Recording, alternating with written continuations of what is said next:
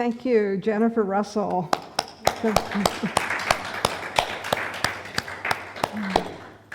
Jennifer does a lot of her own songwriting, and so most of the pieces that you hear her sing are original.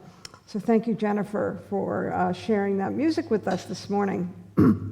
I am Alice Reid, and I am the Center Director here at Centers for Spiritual Living Santa Cruz, and I'm really happy to have you here with us in the sanctuary, and I'm very excited that next week things are going to change a little bit in the room here.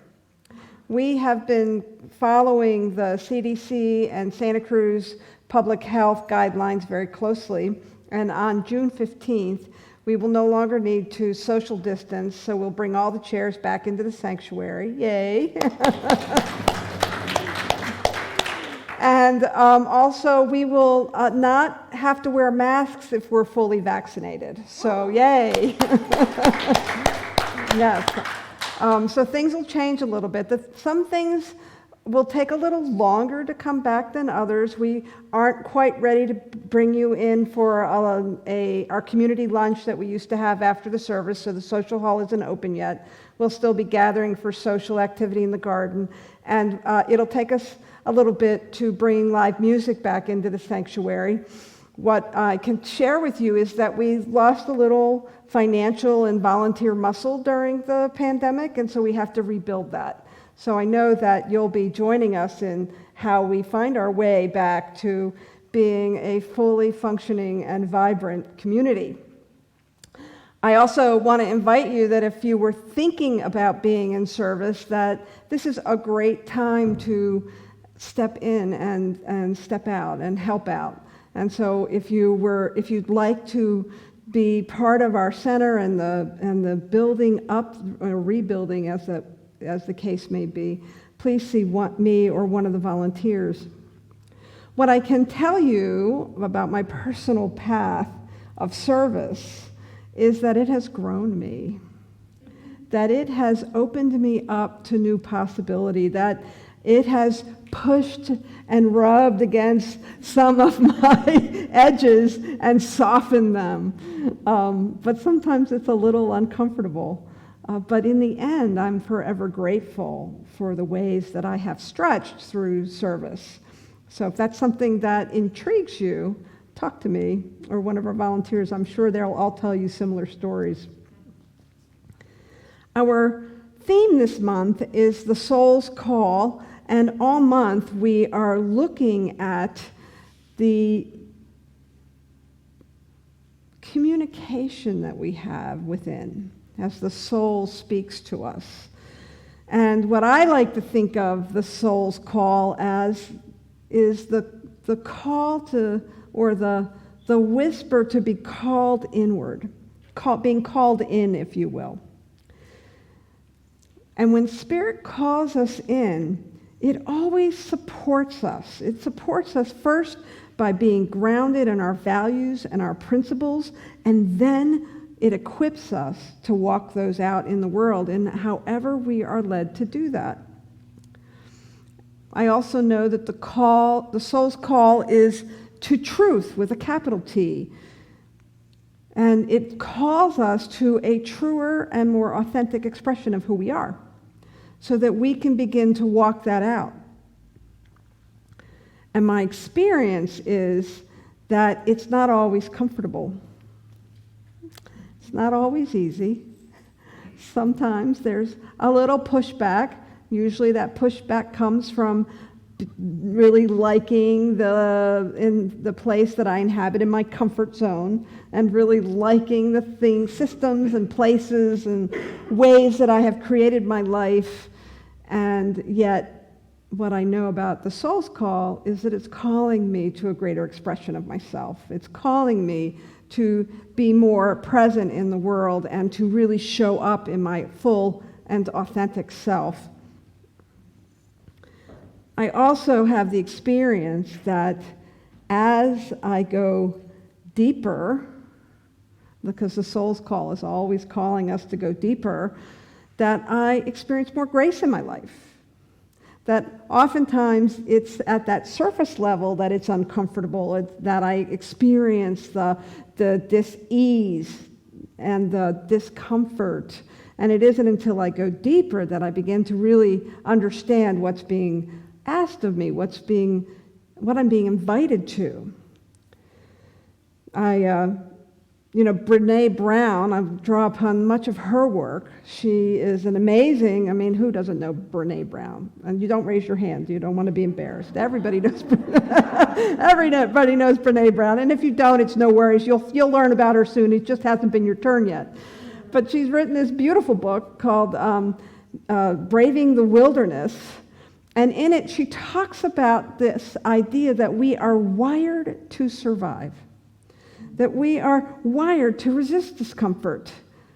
But it is the very discomfort and actually allowing ourselves to inhabit that space that allows us to grow. So we have this kind of juxtaposition in our instinctual need to avoid discomfort, and then it is that place of a little bit of unsteadiness that allows us to be open to newness. And so I liken that to germination. Lucy started us off with a great prayer, and she talked about spring and all the things that are happening in spring. And one of the things that's happening in spring is that seeds are germinating. And as a gardener, I can tell you that what happens is the seed needs the darkness. It needs a little bit of isolation. It needs the pressure of the soil and the moisture to crack open so that it can grow and blossom. And yet, my experience in our civilized Western culture is that we are absolutely designing the world around us for comfort, right? It's all about comfort. We want to have the really nice homes and the really nice cars and the good job, and there's nothing wrong with all that. But if it cocoons you and isolates you to a place where you're not available to the soul's call, well, even that may begin to feel uncomfortable to you. And it is this discomfort that I want to invite you to pay attention to. I'm going to quote myself here from something I wrote a couple of years ago. Comfort found outside may feel good, but is temporary.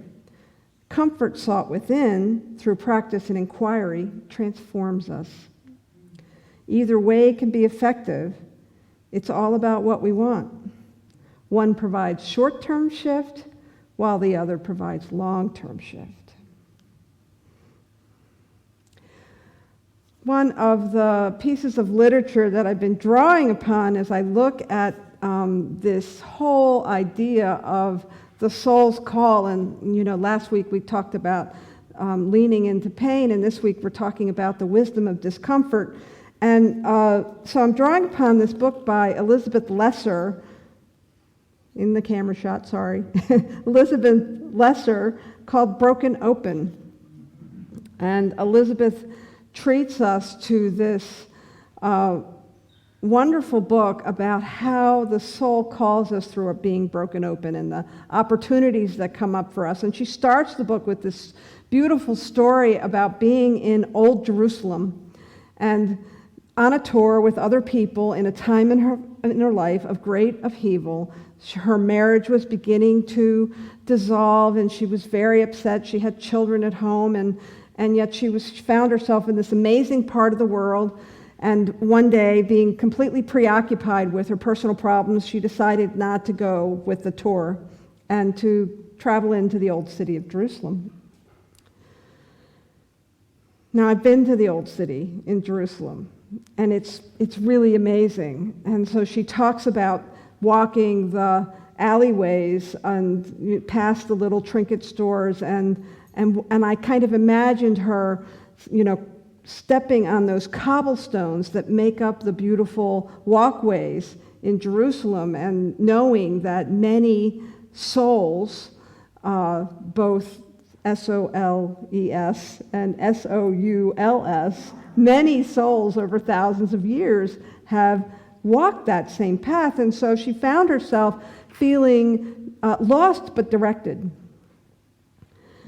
She wasn't really interested in souvenir shopping. You know, all the stores had little plastic icon trinkets and little coffee mugs with the Virgin Mary on it, and she, she knew this was not going to help her restlessness, but nevertheless, she walked through the streets and she found herself drawn into a particular store, and it was a hodgepodge of items and beautiful antiquities and trinkets as well, and as she stood in the store, she noticed two men who were sitting at the back of the store, two Arab men who were dressed in white kaftans having tea, and she noticed that they were watching her kind of intently. And finally, the younger man got up and walked over to her and invited her to come look at a picture. He said, "Come, I think there's a picture you would like." And so she followed him to the back of the store, and he pointed up to a picture, and there was this beautiful rosebud. And under the rosebud were written the words, "And the time came when the risk to remain tight in a bud was more painful than the risk it took to blossom." And so I'll read to you a couple of her words as she had this experience. "Unexpected tears stung my eyes as I read the words. The two men hovered around me, more like bodyguards than salesmen. I turned away from them, hiding my face in the shadows. I was afraid that if the old man showed me one more ounce of mercy, I would break down in a stranger's store, thousands of miles from home." "What is wrong?" the younger man asked. "Nothing is wrong," I said. "I'm fine." "No, something is wrong," the man said. "You are in pain." "What do you mean?" I asked, suspicious yet curious. Did he know what was going on in my life? What was he asking of me? "What do you mean?" I asked again. I looked at the men. They stared back at me. We stood in silence, and then the young man repeated, "You are in pain. Do you know why?"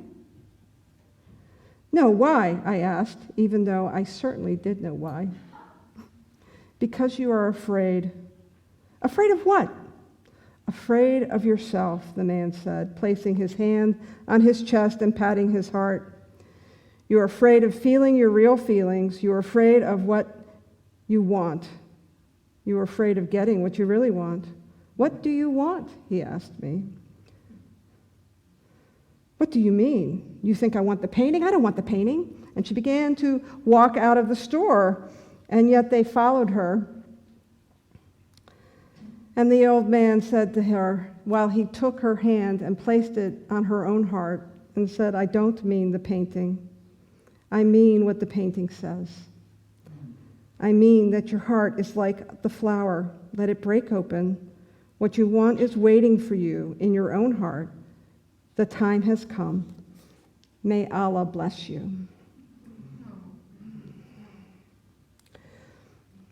When I had a center in Maryland, we had a bulkhead that was over the door, and painted on the bulkhead was that very quote. "And the time came when the risk to remain tight in a bud was more painful than the risk it took to blossom." And what I know about that quote, and what I know about being at that place of being ready to blossom, is that it's risky. It's risky to let go. It's risky to open up. It's risky to surrender. Even in our painful places, it feels safe because we're familiar with the pain. We're familiar with the discomfort. We're familiar with the things that aren't working. We know what to expect from that person or that thing or that situation.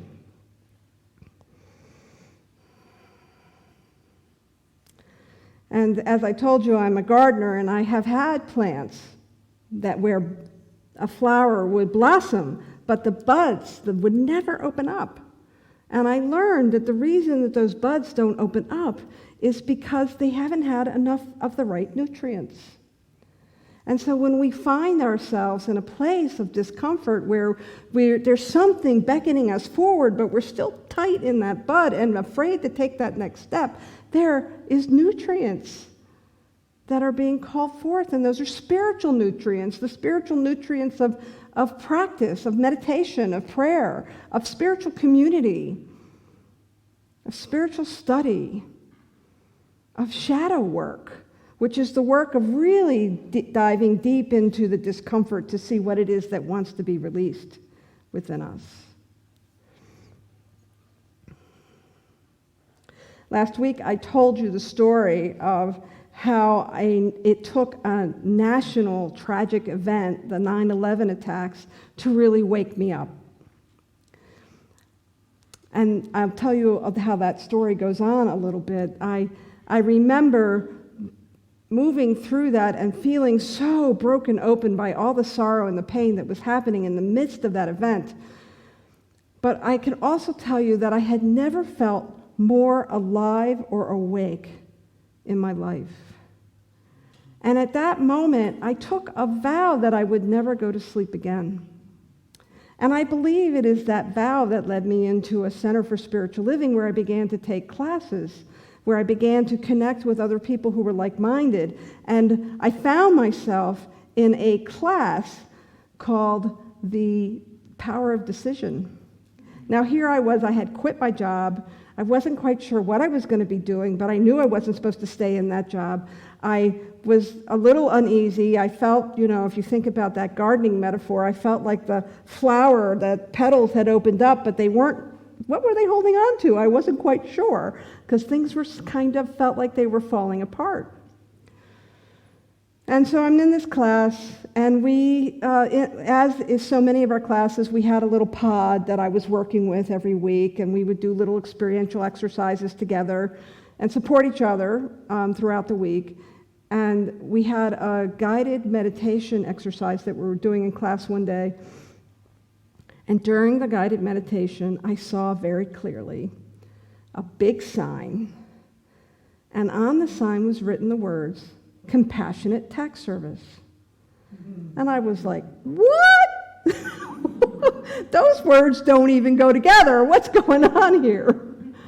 And yet here I was in a little group that was supporting me, and we were exploring these new ways of being and new ideas. And so what happened was I began to take heed with that sign, and I started a business. While I was unemployed, I had a little side hustle where I had been doing taxes for years. I put my kids through camp, and it was a way to make some extra money. And so I took that side hustle and made a business out of it. And what I found was that business grew and supported me while I took practitioner studies, while I took ministerial studies. I had lots of flexibility. I grew that little business, and I did indeed name it Compassionate Tax Service. And I grew that little business from 35 clients to 500. And not only did it support me while I was doing my studies and opening a center and growing in my ministry, but when I sold that practice, it supported me for about 5 years as I got settled in my ministry career. And it all started because I vowed to be awake, and because I was doing spiritual practice or cultivation, spiritual cultivation, if you will, and because I was willing to listen. I was willing to pay attention. I was willing to allow myself to be guided by the soul's call. And that was indeed a soul's call that guided my life for 15 years. And that's how it works. Our soul will call us if we pay attention, if we can get quiet enough to hear it, if we can allow ourselves to be guided. And you might be asking, how do I know the difference between the soul's call and my crazy mind? And I like to think of my mind sometimes as like a habit trail, right? With the little gopher, little hamster running around. How do I know the difference? between the soul's call. It both happened between my ears. What I find is that typically the ego is the voice that's trying to figure it out, that's turning over every rock and stone, that's really strategizing and problem solving, and typically your energy will begin to contract and it'll feel tight.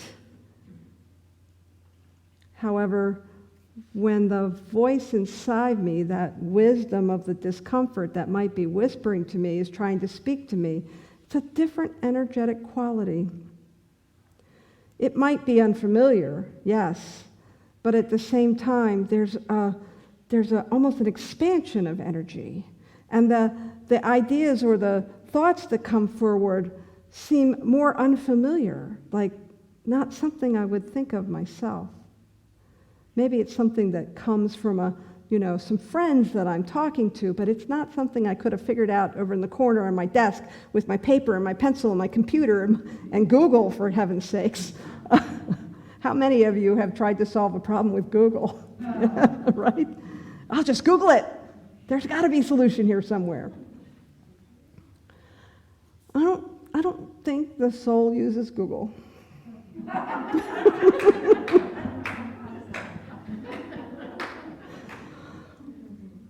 No, I think it might. It's possible. But typically, it's that little whisper inside that's trying to get your attention. And as you don't pay attention, it might try a little harder and a little harder until we wake up and are willing to allow ourselves to be directed, to really be directed. And the other thing I will say about the soul's call is often it's a jump start. It's something that I'll get an idea or there'll be an opening, but I have to do the work to continually keep the direction coming, to continually allow that grace to happen. And so when, the talk title this week is The Wisdom of Discomfort, there is great wisdom when you are uncomfortable. It's not something that you're supposed to make go away. It's something you're supposed to listen to. And so I find that if I try to look underneath the discomfort, if I go within, then often that's where the guidance happens. That's where the comfort, the deeper comfort, the place where I can begin to follow some direction that feels like it's grounded in something other than Google and and my propensity to want to solve problems and create more comfort. So it's this interesting juxtaposition we're on in this spiritual path. There's nothing wrong with being comfortable. I promise you. I am not downplaying comfort.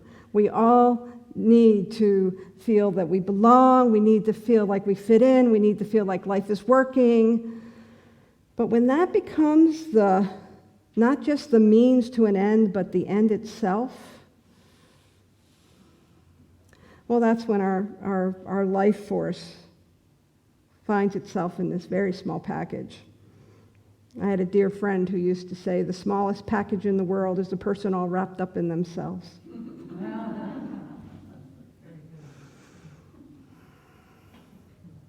So this week, my invitation to you is to create that space, to make that space through your spiritual practice, through your study, through your spiritual community, to be available to the soul's call. We certainly are in a place on the planet and in our culture and in our city and in our world where it's time to pay attention to what is ours to do. What is the next right step for us? I don't think we're going back to what was. I do think we need to be open to what could be. And so this week, let's listen. Let's listen closely. Thank you.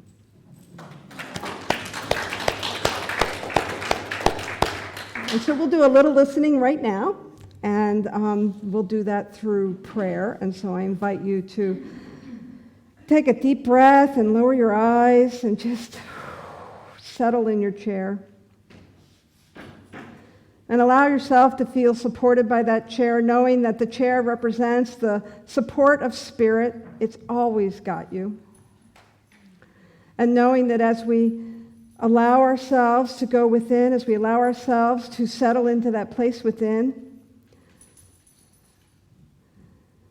to just tap into a little bit of silence and stillness.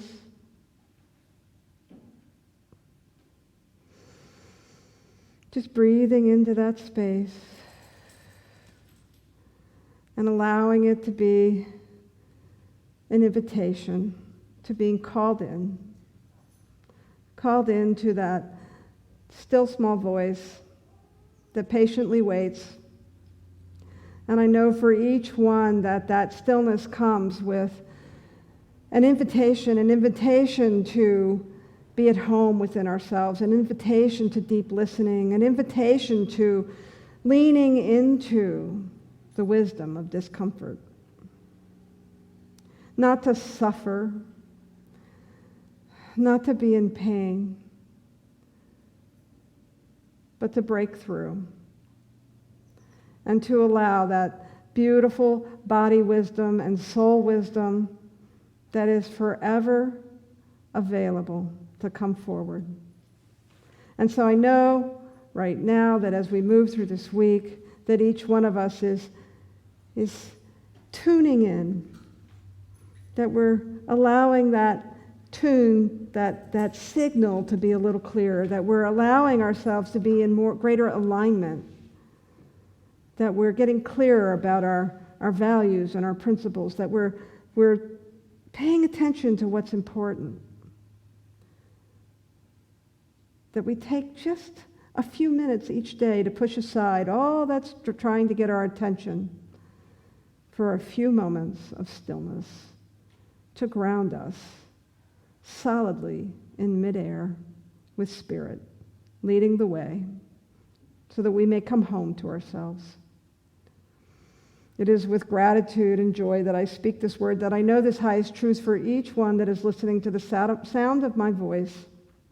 And I trust that still small voice within each one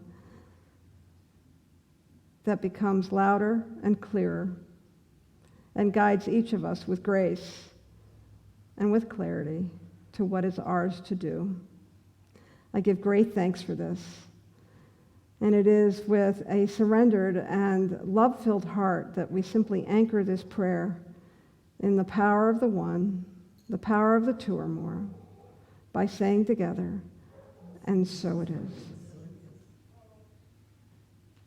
Thank you.